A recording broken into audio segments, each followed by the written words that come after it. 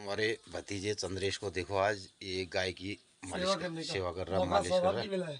अरे सुबह सुबह बड़े काम कर रहा है, ये बहुत भगत आदमी है। मैं सबका घर गृहस्थी में भी भगत है, वहाँ पानी वानी ले जा रहा है। और गाय को तो इसने जैसे मैं करता हूँ वैसे ही करता है, देखो। और गाय भी खुश होगी इसको देख के। ओहो हो, ये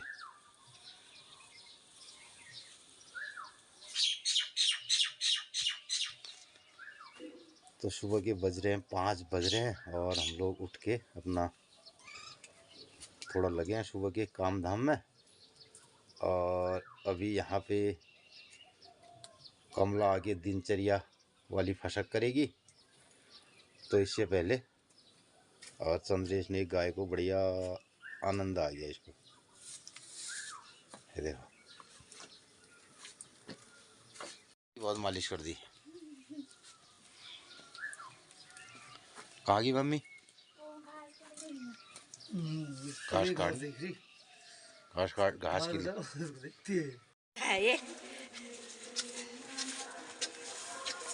मम्मी क्या सब्जी है आज? ये नाश्ता के लिए। हाँ, नाश्ते के लिए। आज मेहमानदारी भी हो रही है ना थोड़ा।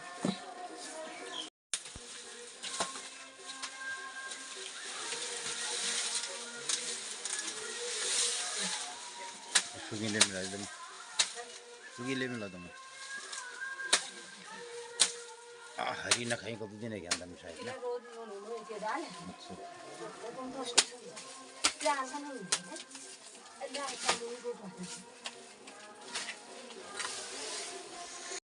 नमस्कार, सुप्रभात। मैं गांव पहाड़ उत्तराखंड जजुट से कमला जोशी।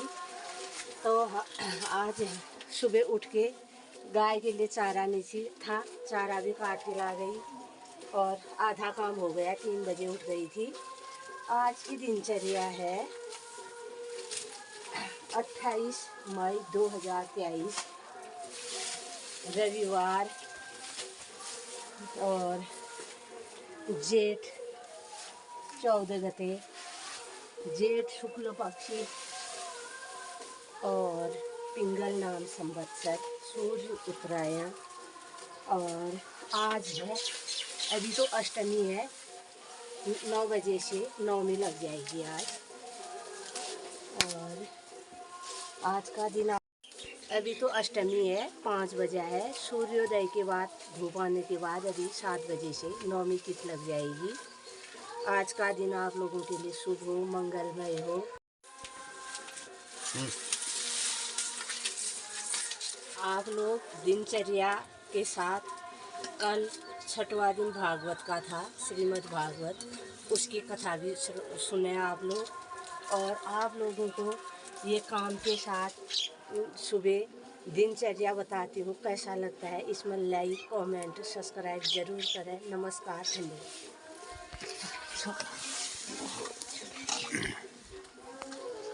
चाहिए नहीं गिरना। हरि गोविंद जय जय गोविंद जय जय राधा रमण हरि गोविंद जय जय जय गोपाल जय जय राधा रमण हरि गोविंद जय जय राधा रमण हरि सुंदरमेकदन्तं रक्तांबरं त्रिनयनं परमं पवित्रम् उद्यद्दिवाकरकरोश्वरं सकलविघ्नहरं नमामि। अतुलितबलधामं हेमशैलाभदेहं धनुजवनकृशानुं ज्ञानिनाम् अग्रगण्यम् सकलगुणनिधानं वानराणामधीशं रघुपतिप्रियभक्तं वातजातं नमामि। गोष्पदीकृतवारीशं मशकीकृतराक्षसं रामायणमहामालां वन्दे रत्नम् अनिलात्मजम्। बरहापीडं नटवरवपुः कर्णयो कर्णिकारं बिभ्रद्वासोवसानं कनककपिशं वैजयन्तीं च मालाम् रन्ध्रान् वेणोरधरसुदया पूरयन् गोरण्यं स्वपदरमणं प्राविशद्गीतकीर्ति गङ्गातरङ्गरमणीयजटाकलापं गौरी निरन्तरविभूषितवामभागम् नारायणप्रियमनङ्गमदापहारम् वाराणसीपुरपते भज विश्वनाथं वसुदेवसुतं देवं कंसचाणूरमर्दनं देवकी परमानन्दं कृष्णं वन्दे जगद्गुरुं कृष्णं वन्दे जगद्गुरुं कृष्णं वन्दे जगद्गुरुं। बोलिए वृंदावन बिहारी लाल की। हरि कथा में अभिरुचि रखने वाले आप सब श्रोताओं का हृदय से अभिनंदन। कल के कथा प्रसंग में मैंने सुनाया था कैसे भगवान ने काल यवन का मुचकुंद के द्वारा वध करा दिया और जरासंध की सेना और जरासंध के द्वारा जब पीछा किया गया तो भगवान वन में चले गए। जरासंध ने चारों ओर आग लगा दी और मन में विचार किया कि कृष्ण और बलराम यहीं जलकर समाप्त हो गए। और इधर भगवान ने योग माया को पहले ही आदेश देकर द्वारिकापुरी का निर्माण करा दिया था। में पहुंच गए। द्वारिका जाते ही बलराम जी माता पिता से मिलने के लिए चले गए और भगवान कृष्ण अपने कक्ष में पहुंचे। पता लगा कि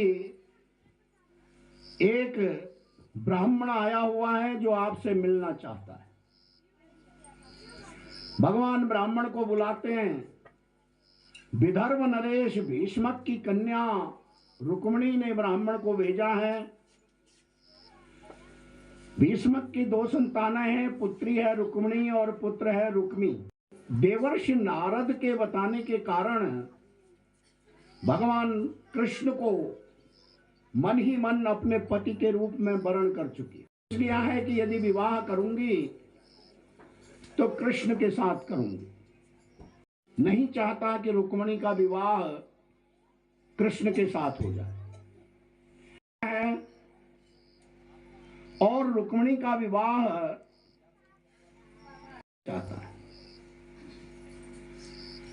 यद्यपि राजा भीष्मक रुक्मिणी की इच्छा का सम्मान करते हैं, चाहते हैं कि रुक्मिणी का विवाह कृष्ण के साथ हो जाए, लेकिन रुक्मी नहीं मानता। कहता है बिल्कुल संभव नहीं है। और इधर शिशुपाल को अनेक राजा लोगों को बुला लिया है। शिशुपाल के जो मित्र हैं राजकुमार राजा, वो सब भीष्मक की राजधानी विदर्भ नहीं है। इधर रुक्मिणी बहुत व्यथित हैं, परेशान हैं। अपने एक पत्र लिखकर ब्राह्मण को देती हैं। कहती हैं ब्राह्मण देवता तुम तुरंत द्वारिका पहुंचो और ये पत्र मेरा भगवान कृष्ण द्वारिका में थे ही नहीं। ब्राह्मण उनकी प्रतीक्षा करने लगा। जैसे ही कृष्ण आए ब्राह्मण ने वो पत्र भगवान कृष्ण को दिया। भगवान ने पत्र खोलकर पढ़ा और ब्राह्मण ने भी पहले बता दिया कि महाराज ये भीष्मक की कन्या रुक्मिणी का पत्र है। रुक्मिणी आपसे विवाह करना चाहती है और उसने अपना निवेदन इस पत्र में लिखा। पत्र खोला, रुक्मिणी ने लिखा था कि हे त्रिलोकीनाथ, आप साधारण पुरुष नहीं हैं, आप जगत के करणम कारणम करता हैं। और जब से नारद जी ने आपके बारे में मुझे बताया है तभी से मैं पति रूप में आपका वर्ण कर चुकी हूँ। मेरा विवाह अपने मित्र शिशुपाल से करना चाहता है। मेरा विवाह हो जाएगा यदि आप मेरी रक्षा करना विवाह से पहले अपने प्राण त्याग दूंगी। यदि आप मेरी रक्षा करना चाहते हैं तो परसों प्रातः काल विवाह से पहले हमारे यहाँ माता गौरी की पूजन का विधान है, मंदिर है, मैं वहां गौरी पूजन के लिए जाऊंगी।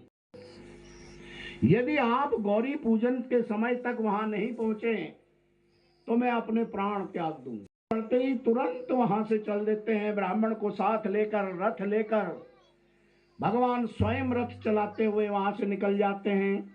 को बता देते हैं, बलदाऊ को बता देना कि मैं ऐसे ऐसे जा रहा हूं और मुझे उनके बात करने की या प्रतीक्षा करने का समय मेरे पास नहीं है। भगवान जब वहां पहुंचते हैं तो उस दिन प्रातः काल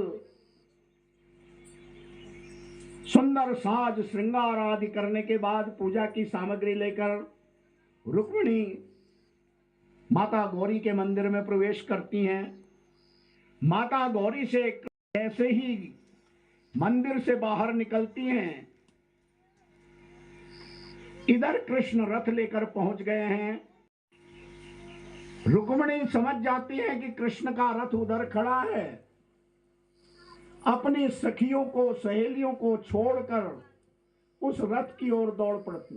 रथ में बैठे बैठे ही उसका हाथ पकड़कर ऐसे अपनी ओर खींच लेते हैं जैसे सिंह दौड़ते हुए मृग को अपना शिकार बना लेता है, और रुक्मिणी को रथ में बिठाकर तुरंत रथ मोड़कर द्वारिका की ओर चल पड़ते हैं। इधर सारे सेवक उनके पीछे दौड़ते हैं। रुक्मिणी की सेना के जो पहरेदार रुक्मिणी के साथ भेजे गए थे वो उसके पीछे दौड़ते हैं। इधर कुछ शिशुपाल, रुक्मिणी आदि जितने भी राजा वहां आए हुए थे वो सब कृष्ण को पकड़ने के लिए दौड़ पड़ते हैं। कोई अस्त्र शस्त्र लेकर सब उस ओर दौड़ पड़ते। थोड़ी दूर जाने के बाद कृष्ण और रुक्मिणी का, शिशुपाल का युद्ध आरंभ होता है। तभी पीछे से बलराम जी विशाल यदुवंशियों की सेना लेकर वहां पहुंच जाते हैं। भगवान कृष्ण उसी समय रुक्मिणी का वध करना चाहते हैं।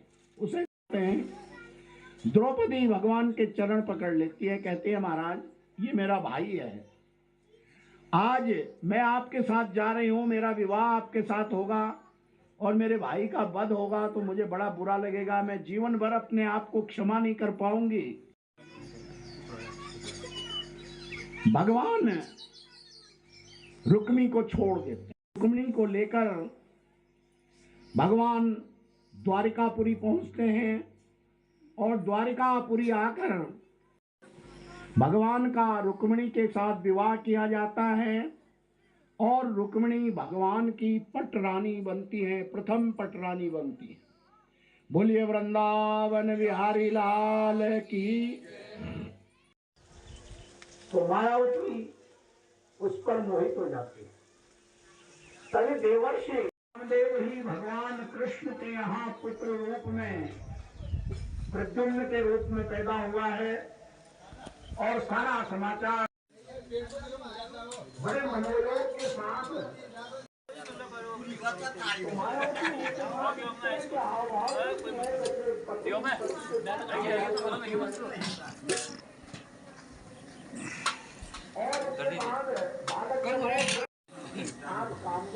आपको तो कल ही देखा है, वहाँ फुटसिल में देखा आपको मैंने। कल वहाँ थे, आज यहाँ थे, फिर परसों यहाँ थे, कल यहाँ है, फिर परसों भी यहाँ है। नहीं रहो, ये चल रही है पूरियाँ।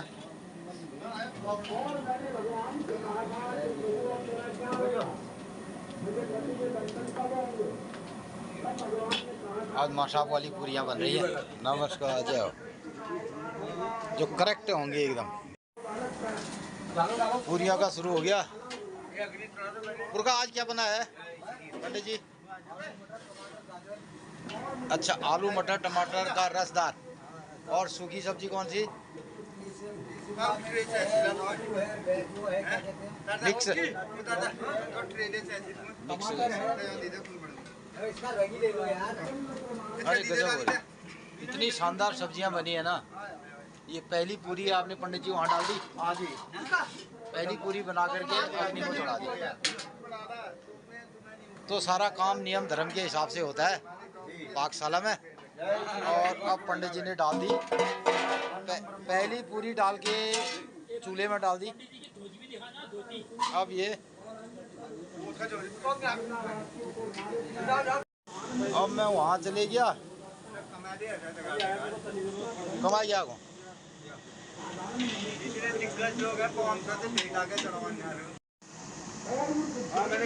नेताजी आए यार, नेताजी आए ना,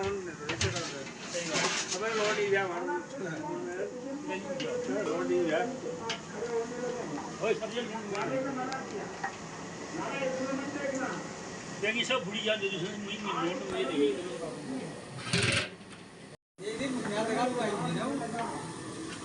स्वराज में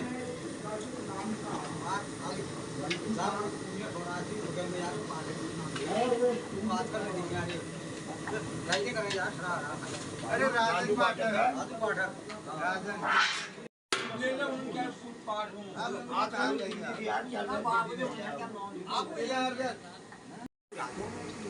आपको सरकारी को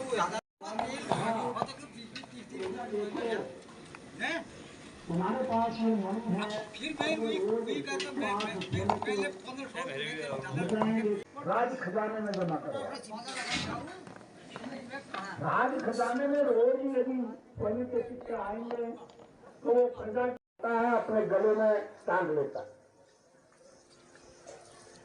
और फिर एक घोड़े में बैठकर वन में शिकार खेलने के लिए निकल पड़ता है। वन में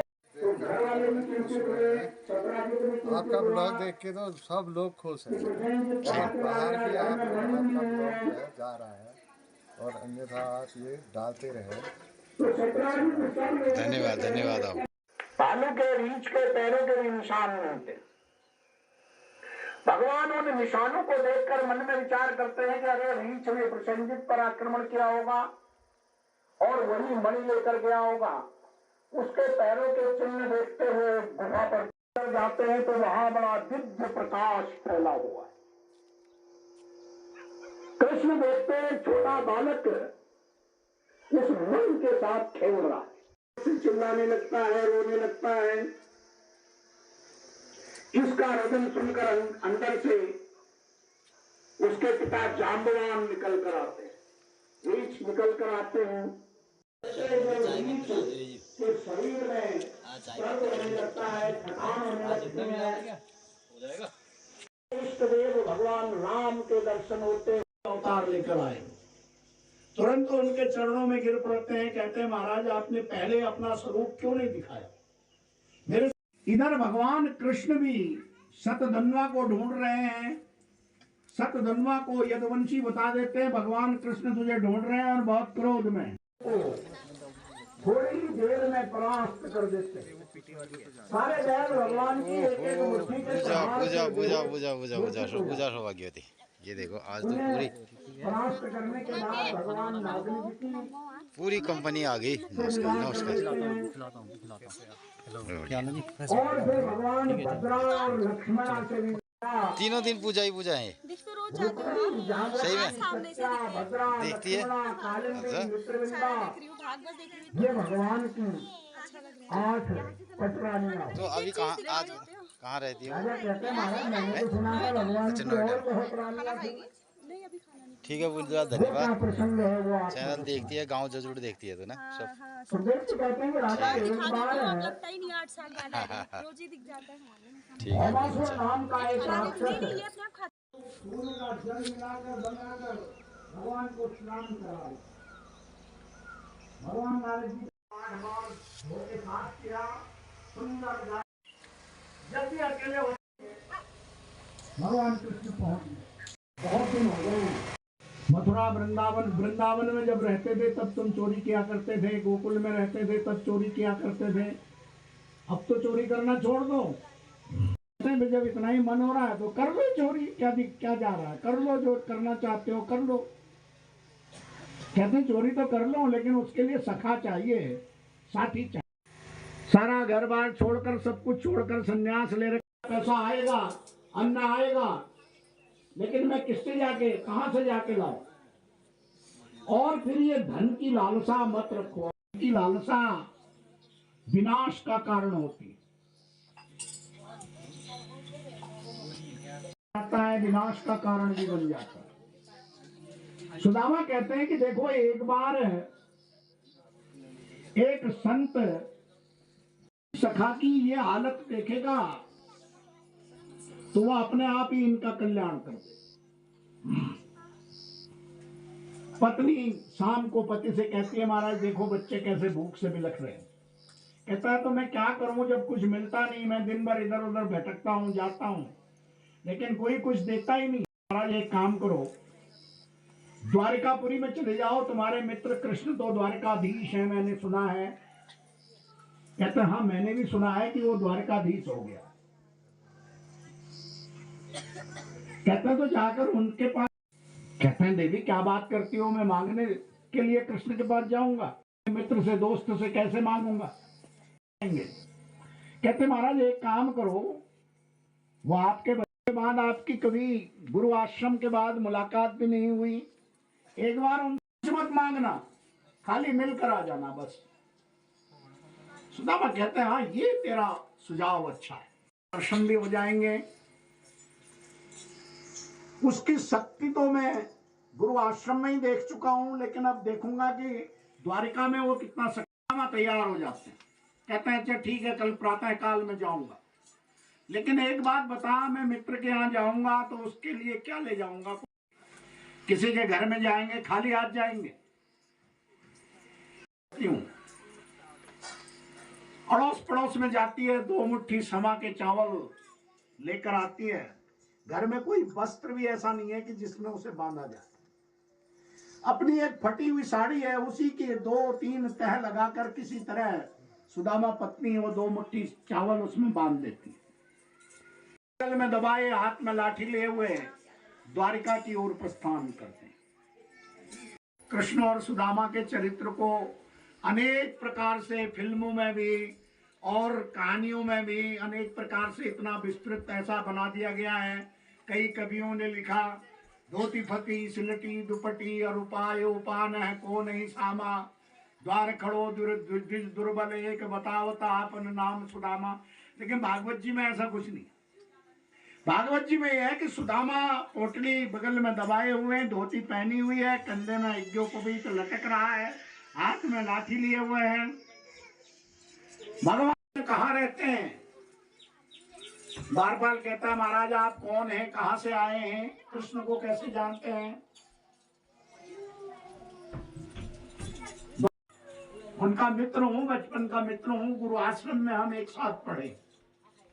द्वारपाल तुरंत प्रणाम करता है और जाकर कहता है महाराज ये रुक्मिणी के भवन में भगवान है इस समय। रुक्मिणी के भवन में उनको भेज देता है। इधर रुक्मिणी के भवन का द्वारपाल भी उनको देखकर आश्चर्यचकित होता है कि ये यहां तक कैसे आ गया। अंदर जाकर सूचना देता है, कहता है महाराज द्वार पर एक ब्राह्मण खड़ा है और महाराज अपना नाम सुदामा बता रहा है, आपको अपने बचपन का मित्र बताता है। भगवान तुरंत भाग कर आते हैं। भगवान का दुपट्टा कहीं उड़ रहा है, पीतांबर कहीं जा रहा है, गले की मालाएं इधर उधर हो गई हैं। भगवान बाहर आते हैं और आते ही सुदामा को गले लगाते हैं। कहते हैं सुदामा हाँ मेरा मित्र, तू आज तक कहाँ रहा, क्यों नहीं आया? सुदामा को पकड़कर अंदर ले जाते हैं। दिव्य सुंदर आसन पर सुदामा को बिठाया जाता है। रुक्मिणी को आदेश देते हैं, सोने की परात, सोने के गड़वे में जल लेकर रुक्मिणी आती है। परात में सुदामा के पैर रखे जाते हैं और रुक्मिणी जल की धारा छोड़ने वाली होती है। भगवान कृष्ण जब उसके चरणों को देखते हैं, दिवाइयां पड़ी हुई हैं, रक्त निकल रहा है, अनेक पत्थर चुभे हुए हैं, कांटे चुभे हुए हैं, भगवान को करुणा आ जाती है, दया आ जाती है। भगवान के नेत्रों से अश्रुओं की धाराएं बहने लगती हैं। एक कवि ने तो लिखा है, पानी पर हाथ को हाथ छुओ नहीं, नैनन के जल से पग धोए।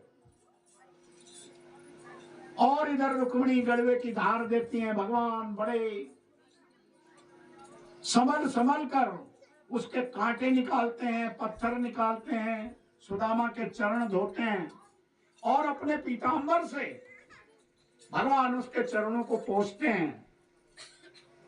दिव्य आसन पर सुदामा को बिठाते हैं। हवा कर रही हैं और भगवान कृष्ण उसके बाद पूछते हैं, सुदामा गुरु आश्रम से कब निकले थे, कब तक वहां रहे? पूछते हैं, सुदामा फिर गृहस्थी भी तो स्वीकार की होगी, विवाह हुआ कि नहीं हुआ?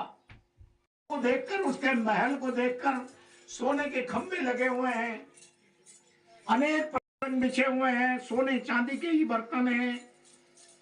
सुदामा तो देखकर आश्चर्यचकित है, मन में सोचता है क्या कहूं कृष्ण को। कहता नहीं, कृष्ण विवाह तो किया है, अब झूठ तो बोल नहीं सकता सुदामा। कहता है विवाह तो किया है। कहते फिर जब तुम आए थे तो जब विवाह किया है तो भाभी ने मेरे लिए कुछ ना कुछ जरूर भेजा होगा, खाली हाथ तो भेजा नहीं होगा, या कुछ नहीं भेजा। कृष्ण फिर मुस्कुराते हैं, हिस्से का खाने के कारण तुझे इस दारिद्र्य की प्राप्ति हुई है और अब फिर मेरे हिस्से का छुपा रहा है, देना नहीं चाहता है। भगवान कृष्ण तुरंत उसके बगल में दबी हुई पोटली को खींच लेते हैं। खींचकर पोटली खोलते हैं, 2 मुट्ठी समय के चावल देखते हैं, 1 मुट्ठी भरकर भगवान अपने मुंह में डाल लेते हैं, चबाने लगते हैं, खाने लगते हैं। थोड़ी देर बाद भगवान फिर दूसरी मुट्ठी भरना चाहते हैं, रुक्मिणी हाथ पकड़ लेती है। कहते हैं महाराज क्या कर रहे हो, बहुत कुछ आपने दे दिया है। भगवान कृष्ण कहते हैं रुक्मिणी लाओ, सुदामा के लिए भोजन की तैयारी करो।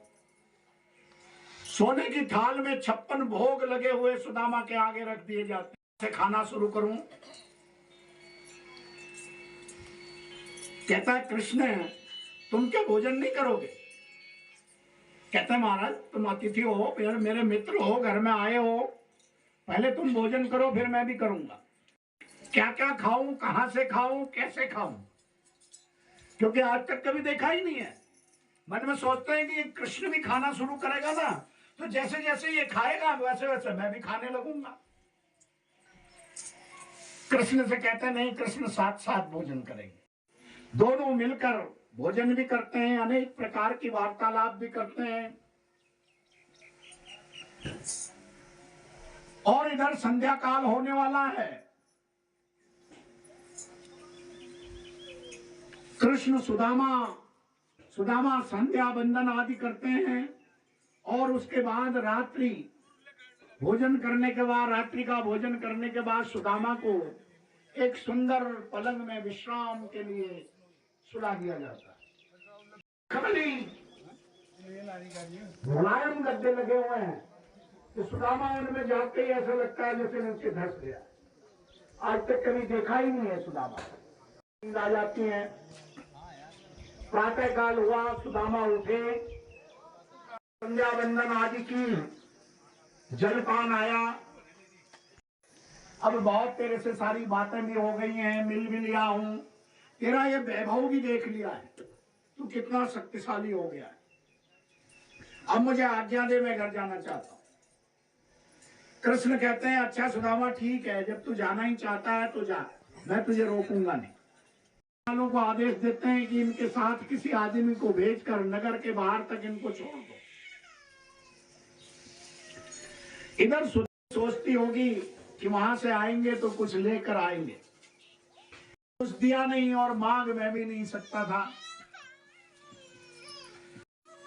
लेकिन दिया कुछ नहीं, उसने भी अपने आप भी कुछ नहीं कहा उसने। और सुदामा अपने घर टूटी फूटी झोपड़ी के पास पहुंचते हैं, देखते हैं वहां तो एक दिव्य महल खड़ा हुआ है। बाहर अनेक प्रकार के बागीचे बने हुए हैं, दिव्य सुंदर फूल खिल रहे हैं, अनेक दास दासियां सेवक आदि वहां काम करने में लगे हुए हैं। सुदामा फिर चारों ओर देखता है, लेकिन फिर देखता है मेरी झोपड़ी थी, तभी सुदामा की पत्नी सुशीला सुंदर दिव्य रूप जिसने धारण कर रखा है, सुंदर वस्त्र पहन रखे हैं, नाना प्रकार के सुंदर आभूषण पहन रखे हैं, अनेक नाथ नारायण वासुदेवा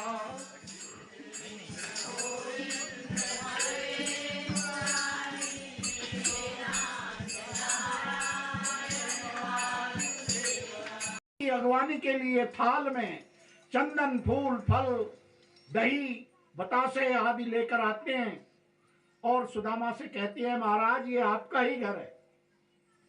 कहती, देवी तुम सुशीला ही हो ना?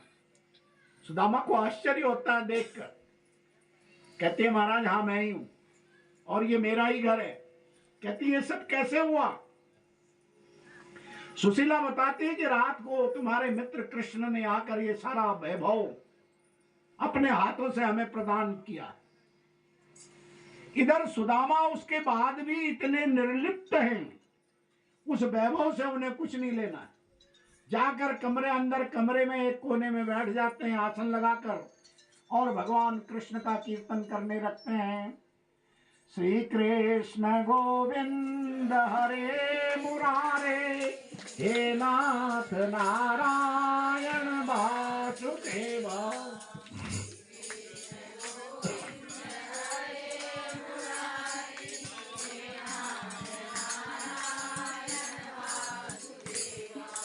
श्री कृष्ण गोविंद हरे मुरारे, हे नाथ नारायण वासुदेवा।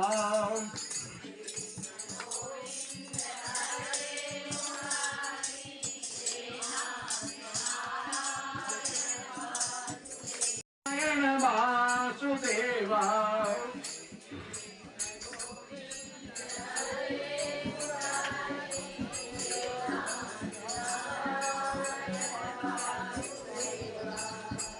कृष्ण गोविंद हरे मुरारे, हे नाथ नारायण वासुदेवा। राकेश दा पाणे